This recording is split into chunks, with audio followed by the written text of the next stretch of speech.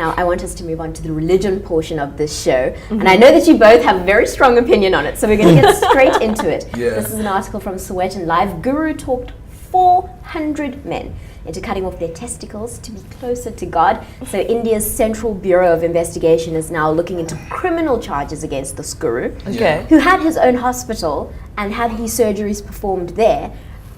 400 people. Is he broke? Apparently not. 400 fools. Tell us why. Because that is absolutely ridiculous that one person can have that much manipulation. For me, that immediately screams cult and immediately makes me think, goodness, this guy's manipulation tactics must be something else. I mean, to be fair, I do not have a pair of crown jewels. You do. And I can imagine that you would not be all that willing to part with them unless there was a medical reason. Precisely. Like testicular cancer or whatever the case is where you had to get rid of them.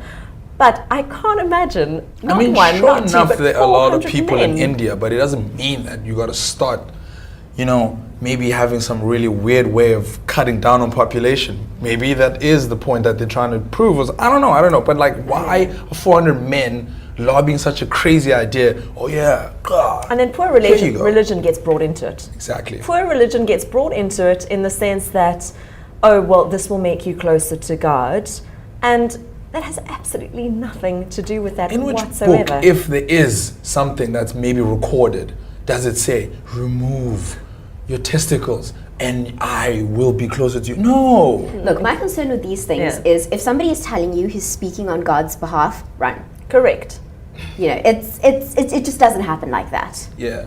Or learn from his manipulation tactic. No, I'm just kidding. Imagine what you could get. Crazy. I mean, that's crazy. No, Come it's on. absolutely insane. And I like to think that people have got some sort of, sane mind, to make a decision to go, oh, this doesn't sound right, or this doesn't feel or sit well with me. Yeah. Surely, you do research before you go, cool, oh, you've got a Tuesday morning appointment open at the hospital? Book me in. Yeah. I mean, the thing is like, craziest thing about history is that you look at what has happened previously, and the thing is about people, you find that there's just like little portion of population where people just like kind of don't have hope, don't have anything, and then they're the most easily manipulated. And then you're just like, because you find that, I mean, for example, you've seen the posters, penis enlarged and cream. Oh, yes. Some man somewhere out there is feeling like if his penis were to grow a little bit, he'll satisfy thousands of women and he'll be the guy. Maybe 400 other men found it that chopping their things off, God will just be closer to them. But of course, they found this not to be the case because now they're lodging criminal action against the guru. Is that something that should be followed? Should this guy be prosecuted? Bailey? I definitely think so. I feel like it's absolutely ridiculous to have that sort of power over people, especially what I would like to know before I sort of make a legal assumption, is he a medical practitioner? As far as I know, no. He's a religious leader. Well then, absolutely. Ayanda?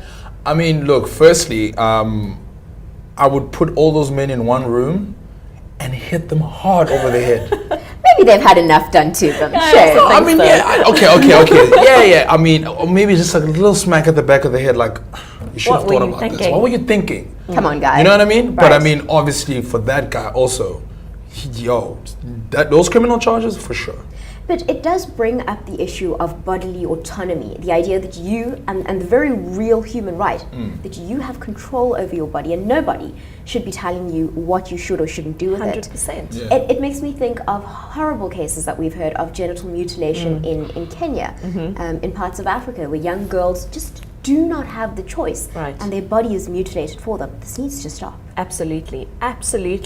But why it makes me cross is that, making a comparison with those girls where they have no choice, these men opted for it. Right. So at the same time, I don't know who should actually be criminally charged, really, because at the end of the day, 400 men were not forced with a gun to their head going, you will go in for surgery right now.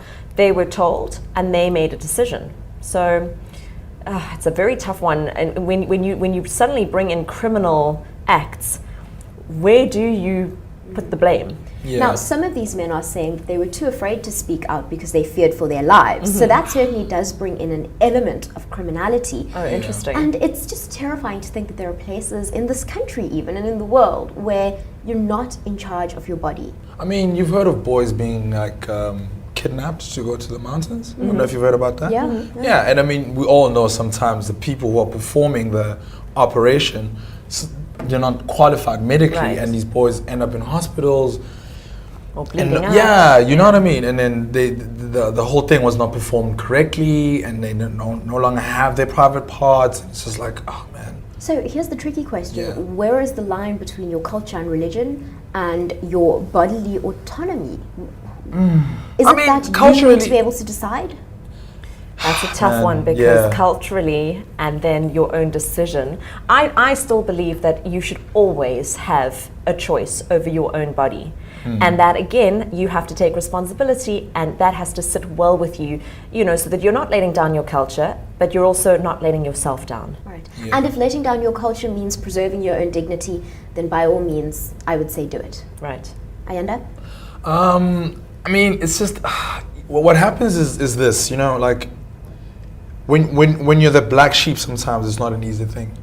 You know what I mean? And to be a black sheep sometimes is a good thing, but culturally it's so sensitive. It is so sensitive because you've got uncles, you've got fathers who wait don't for you let to them make this down. decision, and you're letting them down. It's like, my boy, what's that is very exactly? tough. It's That is very very tough. tough. So to stand out and be like, would not be a wise thing.